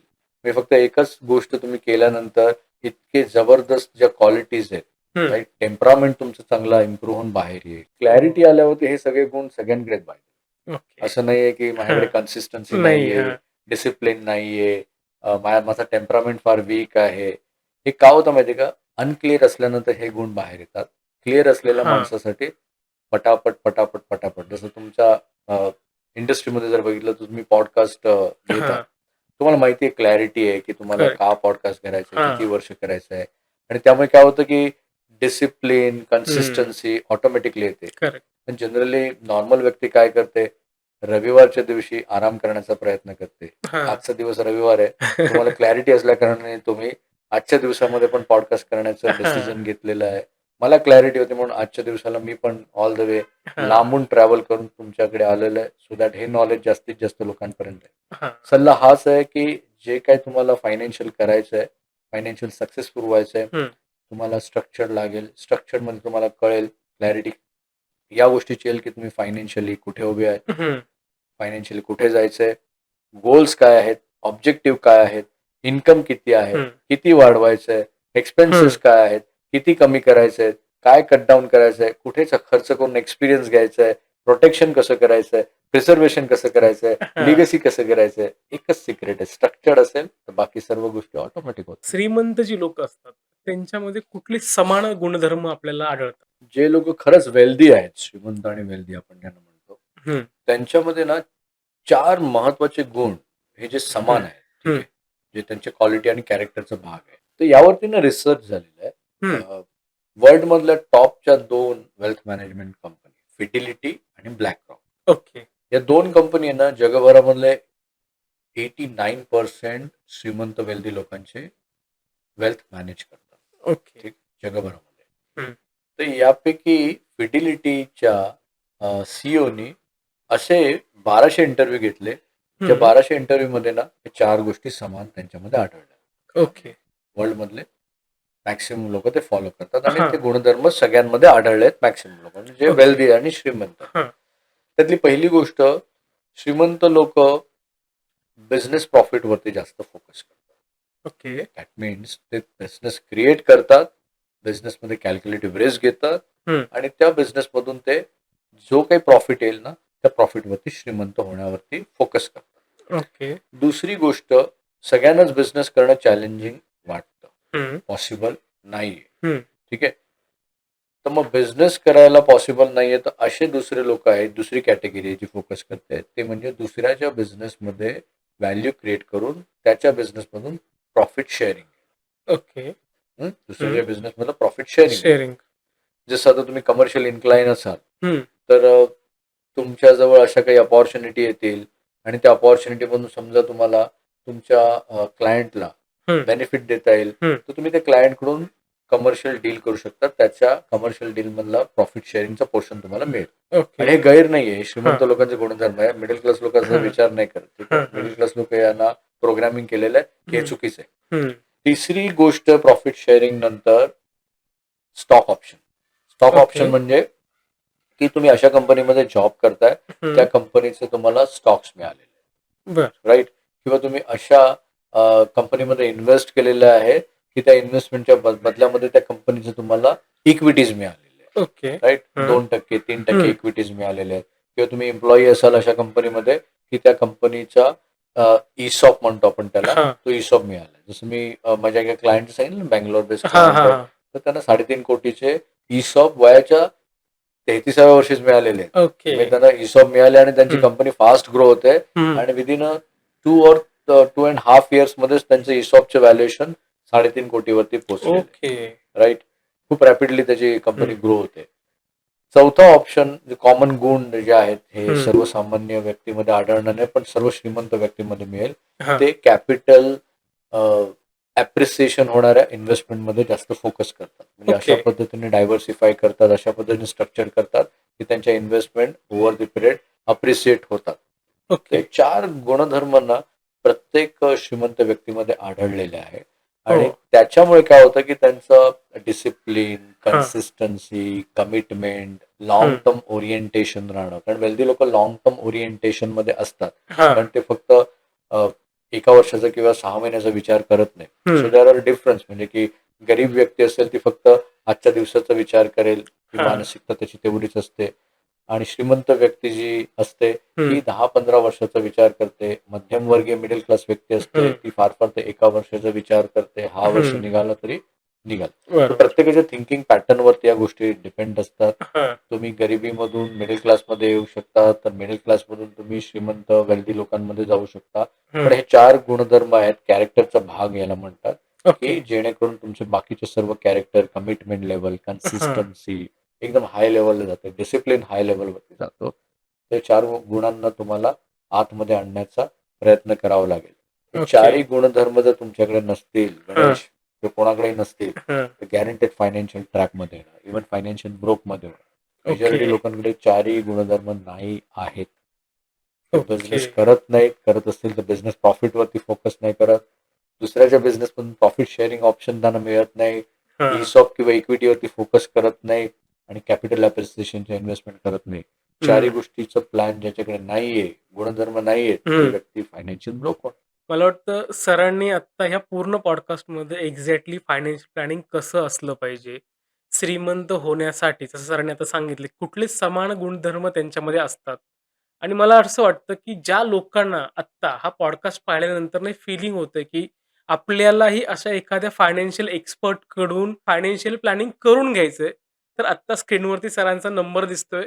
सर एक्सपर्ट आहेत. त्यांनी त्यांचं नॉलेज इथे शेअर केले. तुम्ही ऐकलं सुद्धा आहे. तर तुम्ही लगेच फोन करा आणि बाकीची इन्फॉर्मेशन तुम्हाला डिस्क्रिप्शनमध्ये दिसते.